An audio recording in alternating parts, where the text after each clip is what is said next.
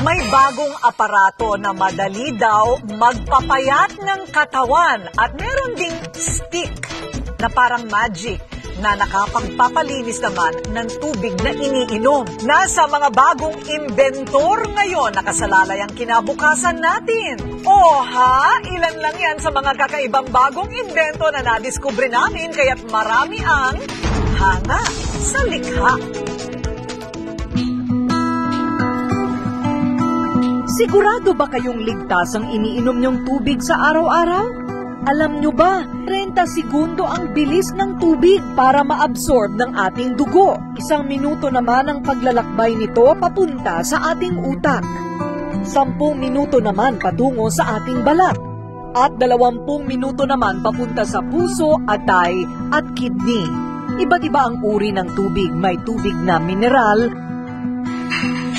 may galing sa gripo, distilled o pinakuloang tubig. At pwede kang gumawa ng ionized water o mas kilala sa tawag na alkaline na tubig gamit ang metal stick, kahangahangang imbensyon ng siyensya. Pinag-aralan ng grupo ni Melencio de Garis ang teknolohiya na galing pa sa South Korea at dinala niya sa Pilipinas. Ito ang tap water. Ayan. Ligtas ba ang uminom ng tubig galing gripo? Ligtas naman ho ito, no? Okay. Kaya lang ho, dapat ho malaman ng tao na nilalagyan po ito ng chlorine para ho luminis. Okay. Ang chlorine po kasi pag masyadong matagal ang paggamit po, nakaka-damage po sa ating mga cell. Ano naman ang epekto ng pinapakulo ang tubig, Mel? Napupurify naman po siya na linis. Kaya lang po, pati po ang minerals ng tubig na kailangan ng katawan ay namamatay dito. Ang mineral water, may minerals.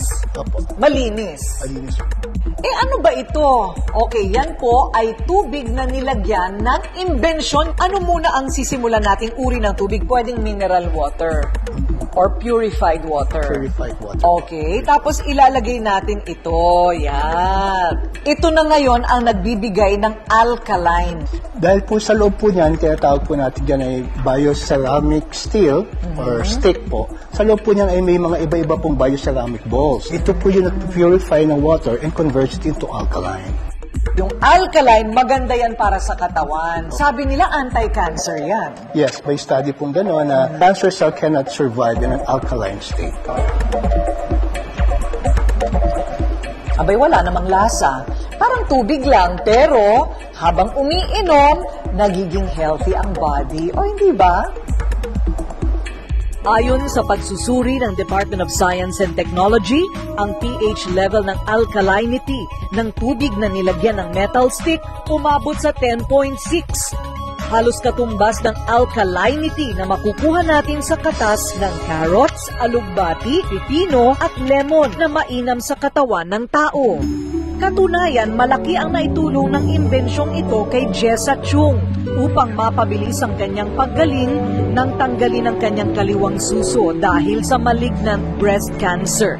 Wala akong choice talaga. Kailangan kong magpa-opera kasi sabi ng doktor may dimpling na.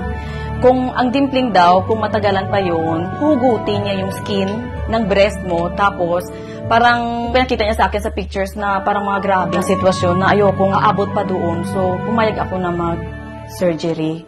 Ang pagkalagas sa kanyang buhok at panghihinay epekto ng chemotherapy. Dahil hindi lang ang cancer cells ang pinapatay nito, maging ang good cells sa katawan. Mas gusto ko yung natural healing kasi mas gusto ko pa i-enjoy yung mga natitirang taon sa buhay ko kisa sa i-go through ko yung pain ng chemo. Nakatulong daw ang alkaline water na nagbigay sa kanya ng kalakasan. O ha, nakakapagpagaling.